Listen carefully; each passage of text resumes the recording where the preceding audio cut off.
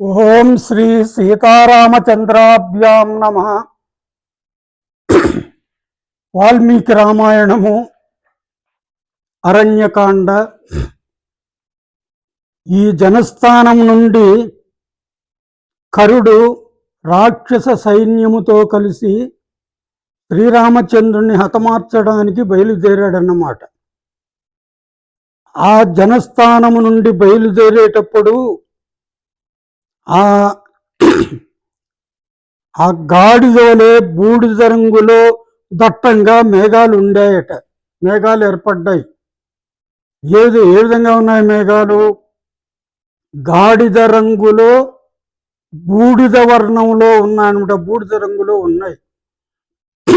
దాని తర్వాత గాడిద వలె బూడిద రంగులు అన్నమాట. అది దాని తర్వాత అవి ఆ విధంగా ఏర్పడడం అనేది అశుభ సూచకము. పైపెచ్చు రక్తధారలను వర్షించాయట ఆ సమయంలో. మరి ఇంకా ఏం జరిగిందంటే కొన్ని అపశకునాలు జరుగుతూ ఉన్నాయి. కరుని రథమునకు పోంచబడినటువంటి గుర్రాలు ఆ రాజభవనము నుండి చదునుగా ఉన్నటువంటి నేలపైన రాజమార్గమునందు ఆ గుర్రాలు తొట్రుపాటుకు గురై కొంచెము అటు ఇటు గాడి తప్పాయన్నమాట. అది కూడా ఒక అశుభ సూచికమే. ఇంకా కొన్ని అశుభ సూచికలు ఏం జరిగినాయంటే మాంసమును భక్షించి కర్ణకఠోరముగా అరచునట్టి ఈ మృగాలు పక్షులు అవి వికృత స్వరాలను గావించాయట. అంటే అనుకూల స్వరాలు కాదు, వికార స్వరాలు, వినడానికి కఠోరంగా ఉండేటటువంటి స్వరాలను గావించాయి. ఏవి? మృగాలు పక్షులు. అవి మాంసభక్షకులు అన్నమాట. మాంసాన్ని భక్షించేటటువంటి మృగాలు, మాంసాన్ని భక్షించేటటువంటి ఆ పక్షులు ఆ విధంగా చేశాయి. అది ఇంకా ఏం జరిగిందో చెప్తున్నాడు. పగటి సమయంలో నక్కలు ఆ రథానికి ఎదురుగా వచ్చాయట. కరుడు మరి అధిరోహించిపోతూ ఉన్నటువంటి రథానికి, అతని సైన్యానికి నక్కలు పగటి పూట ఎదురుగా వచ్చి నక్కలు అరిచాయట. అది కూడా ఒక అశుభ సూచకము అంటున్నాడు అన్నమాట. దాని తర్వాత ఆ యుద్ధ విశేష సమయంలో అలాంటి నక్కల కూతలు మరి అశుభ సూచికాలు అని వాల్మీకి చెబుతున్నాడు. కరుడు రథం పైన అధిరోహించి వస్తూ ఉంటే అతని యొక్క ఎడమ భుజము అదిరిందట. మరి ఎవరైనా యుద్ధానికి బయలుదేరినప్పుడు మగవాళ్లకు ఎడమ భుజం అదిరితే వాళ్ళు యుద్ధానికి పోకుండా తిరిగి వస్తారు. కానీ కరుడు మాత్రం యుద్ధానికే వెళ్ళాడు అంటున్నా. అది కూడా ఒక అమంగళమేను అంటున్నాడు. అంటే ఇంకా మహోత్పాతాలన్నింటినీ కూడా చూస్తూ ఉన్నాడు. ఇలాంటి అపశకునాలన్నీ కూడా జరుగుతూ ఉన్నాయి. వీటినన్నిటినీ కూడా చూస్తూ కరుడు నవ్వుతూ రాక్షస వీరులతో ఈ విధంగా అన్నాడు. నవ్వుతూ అన్నాడన్నమాట, బాధపడకుండా నవ్వుతూ అన్నమాట. ఏమన్నా అంటే నేనుగనా తలుచుకుంటే ఆకాశములో ఉన్నటువంటి నక్షత్రాలన్నింటినీ కూడా నా బాణములతో కిందకు రాల్చగలను అన్నాడు. దాని తర్వాత పడగొట్టగలను, రాలగొట్టగలను అని. మృత్యుదేవతను కూడా మట్టి కరిపిస్తాను అని కూడా చెప్పాడన్నమాట. ఇంకా ఏమంటున్నాడు? శూర్పణఖను అవమానించిన కారణంగా రామలక్ష్మణులను చంపెదను అని కూడా అన్నాడు. శూర్పణఖ ఆ ఇరువురి యొక్క రక్తమును కడుపారా త్రాగగలదు అని కూడా చెప్పాడన్నమాట. దాని తర్వాత ఇంకా ఏమంటున్నా అంటే, దేవరాజమపి క్రుద్ధో మత్తైరావతయాయినం వజ్రహస్తం రణౌ హన్యాం కిం పునస్తౌ కుమానుషౌ అన్నాడు. ఏమిటో మత్తైరావతయాయినం దేవరాజమపి, మదించినటువంటి ఐరావతాన్ని అధిరోహించి వజ్రహస్తం వజ్రాయుధాన్ని చేతి యందు ధరించిన దేవరాజమపి, దేవరాజు అంటే ఇంద్రుణ్ణి కూడా క్రుద్ధ రణే హన్యాం అన్నాడు. కోపగించుకొని ఆ యుద్ధములో అతన్ని చంపుతాను, సాక్షాత్తు ఇంద్రుణ్ణే నేను యుద్ధములో అతడు వజ్రాయుధాన్ని పట్టుకొని వస్తూ ఉన్నా, మదించిన ఐరావతాన్ని అధిరోహించి వస్తూ ఉన్నా నేను ఆ ఇంద్రుణ్ణి కూడా చంపగలను. కిం పునస్తౌ కుమానుషౌ, ఈ నీచపు మానవులు ఏ పాటి వారు అంటాడన్నమాట. దాని తర్వాత సా గర్జితం శ్రుత్వా రాక్షసస్య మహాచమూ ప్రహర్షమతులం లేబే మృత్యుపాశావపాసిత. ఈ విధంగా ప్రగల్భాలు పలికాడన్నమాట. ఎవరు? కరుడు. అదే చెప్తున్నాడు, సా గర్జితం శ్రుత్వా రాక్షసస్య మహాచమూ. ఎప్పుడైతే ఆ కరుడు ప్రగల్భాలు పలికాడో ఆ ప్రగల్భాలను విని రాక్షసస్య మహాచమూ, ఆ రాక్షసుని యొక్క గొప్ప సైన్యము ప్రహర్షమతులం లేబే, ప్రహర్షమతులం లేబే అంటే సంతోషం పట్టలేక పొంగిపోయాయట. మరి అందుకని వాల్మీకి ఏం చెప్తున్నాడు? మృత్యుపాశావపాసిత అంటే వాటికి చావు మూడింది కాబట్టి ఆ సైన్యానికి మరి అంతులేని ఆనందాన్ని పొందారు అని చెప్తున్నాడు. దాని తర్వాత సమీయుశ్చ మహాత్మానో యుద్ధ దర్శన కాంక్షిణ ఋషయో దేవగంధర్వా సిద్ధాశ్చ సహచారణై.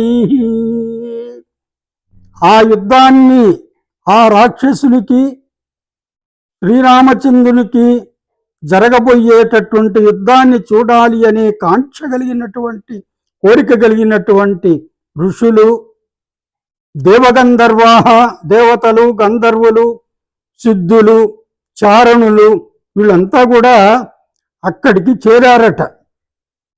ఎక్కడికి? ఆ యుద్ధ భూమికి, జరగబోయేటటువంటి ప్రాంతానికి. సమేత్యోచు సహితాస్తేన్యోన్యం పుణ్యకర్మణ, వాళ్ళంతా ఒక చోట చేరి, పుణ్యాత్ములు కదా దేవతలు, గంధర్వులు వీళ్ళంతా కూడా, వాళ్ళు ఈ విధంగా పరస్పరం ఈ విధంగా అనుకున్నారు. ఏమన్నారు? స్వస్తి గో బ్రాహ్మణేభ్యస్తు లోకానాం ఏభి సంగతాః జయతాం రాఘవ సంఖ్యే పౌలస్త్యాన్ రజనీచరాన్. వాళ్ళంతా కూడా స్వస్తి వాచకాలు పలికారు. లోకం అంతా కూడా బాగుండాలి అంటే ఎవరెవరు బాగుండాలంటూ గో బ్రాహ్మణేభ్యస్తు అంటున్నాడు. స్వస్తి గో బ్రాహ్మణేభ్యస్తు అంటే గోవులకు, బ్రాహ్మణులకు శుభము కలుగుగాక అన్నాడు. దాని తర్వాత లోకానాం ఏభి సంగతాః, ఇక్కడికి ఎవరైతే వచ్చారో మహర్షులంతా కూడా మరి వాళ్ళందరికీ కూడా శుభం కలుగుగాక. మరి ఇంకా ఏమంటున్నాడు? జహితాం రాఘవ సంఖ్యే పౌలస్త్యాన్ రజనీచరాన్. రాఘవ శ్రీరాముడు సంఖ్యే యుద్ధమునందు పౌలస్త్యాన్ రజనీచరాన్ జయతాం, పులస్త్య వంశానికి చెందినటువంటి ఆ రాక్షసులను జయించుగాక అని కూడా అన్నాడు. దాని తర్వాత చక్రహస్తో యథాయుద్ధే, ఏ విధంగా జయించాలతడు?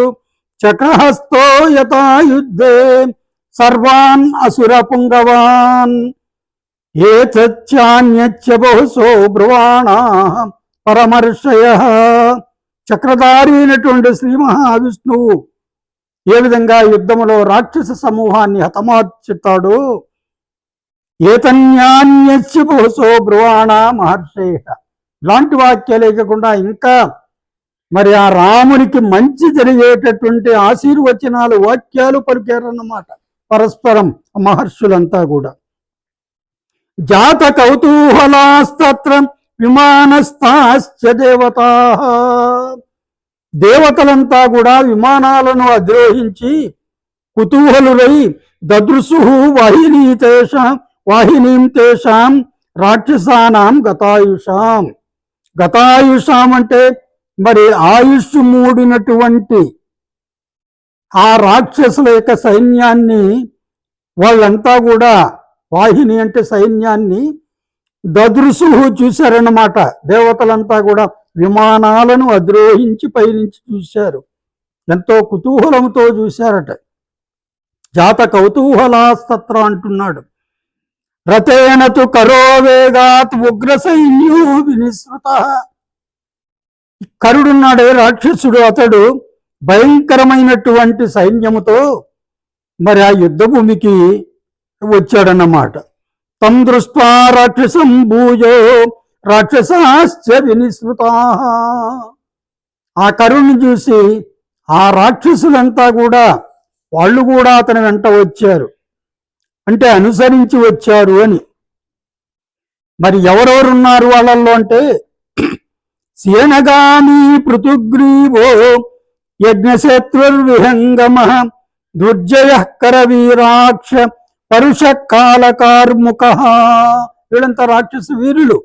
మేఘమాలి, మహామాలి, సర్పాస్య, సర్పం అంటే ముఖం కలిగిన వాడట. దాని తర్వాత రుధిరాసన అంటే రాక్షసుల యొక్క వీరుల యొక్క పేర్లు ఇవన్నీ కూడా. దాని తర్వాత దుర్జయుడు, కరవీరాక్ష పరుష కాలకార్ముక. మరి మేఘమాలి, మహామాలి, సర్పాస్యో రుద్రాసన. ద్వాదశైతే మహావీర్యా ప్రతస్థు అభితక్కరం. అంటే ఆ కరుని యొక్క చుట్టుముట్టారు, చుట్టూ చేరారిళ్ళు. అంటే కరునికి రక్షణ కవచాల్లాగా మరి వెళ్ళారన్నమాట. మహాకపాల స్థూలాక్ష ప్రమాతి త్రిశిరాస్తత చత్వారయేతే సేనాన్యో దూషణం పృష్ఠతో యయు. ఈ దూషణుడు నాడు సైన్యాధ్యక్షుడు అన్నమాట. అతన్ని మరి 4 సైన్యాధ్య సేనాపతులు వెంబడించారట. మహాకపాలుడు, స్థూలాక్షుడు, ప్రమాథి, త్రిశిరుడు అనే ఈ 4 సేనాపతులు కూడా దూషణుని వెంట సాగిపోతూ ఉన్నారన్నమాట. సాభీమ వేగా సమరాభికామ మహాబల రాక్షస వీరసేన పౌరాజపుత్రౌ సహసాభ్యుపేత మాలాగ్రహాణామివ చంద్రసూర్యౌ. అంగారకాది గ్రహముల సముదాయము సూర్యచంద్రుల్ని ఏ విధంగా పోతూ ఉంటుందో, మిగుల బలోపేతమైనటువంటి ఆ రాక్షస వీరసేన సమరోత్సాహముతో మిక్కిలి వేగముగా రాజకుమారులైనటువంటి శ్రీరామచంద్రుణ్ణి మరి రామలక్ష్మణుణ్ణి సమీపించాయి. ఈ రాక్షస సైన్యం అంతా కూడా ఆ విధంగా, అంటే గ్రహాల అంగారకాది గ్రహాలు సూర్యచంద్రుల్ని ఏ విధంగా అనుసరించి వెళతాయో, రాక్షస సమూహాలన్నీ కూడా రామలక్ష్మణులను మరి సమీపించాయన్నమాట యుద్ధం చెయ్యాలి అని. మరి వాళ్ళ యొక్క యుద్ధం ఏ విధంగా జరుగుతుందో అది రేపు చూస్తాం. హరి ఓం తత్సత్.